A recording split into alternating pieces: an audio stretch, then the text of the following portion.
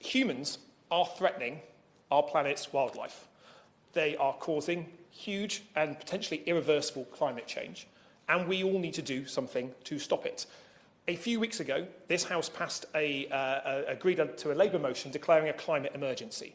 Now, Mr. McDonald, it wasn't just about carbon, that emergency, although it is about carbon. It's also about our species lost, our habitat decline, and about the pollution of our seas, our waterways, and our atmosphere as well. And all of that needs to be taken together.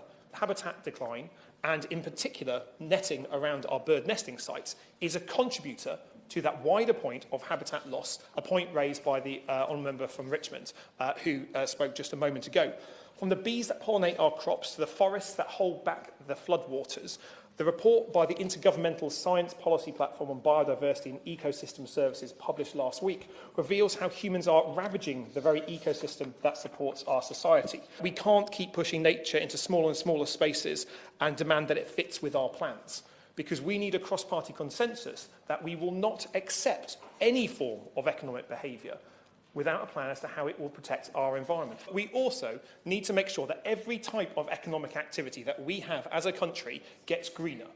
If we are to hit our Paris climate change obligations, we need to remove 80% of the carbon from our economy. We will not be able to do that by simply recycling some more plastic bottles. We need fundamental economic change, and that transformative change that the species loss report from the UN outlined last week makes it clear that when it comes to the loss of habitat in respect to the trees and hedgerows that are being lost by bird netting, then we need to take quicker action. The devil is in the detail of net gain, and it can't simply be used as a stamp that pretends that that is making an activity greener when it's not. And that is a suspicion that I think a number of us have about this consultation, so grateful if the Minister could set it out. Finally, we all need to do our bit to put pressure on developers to ensure that this cruel and inhumane practice of netting of those precious bird nesting sites is come to an end. And I'll be grateful if the Minister could set out how the government, on a cross-government approach, will be doing that in the coming weeks and months ahead.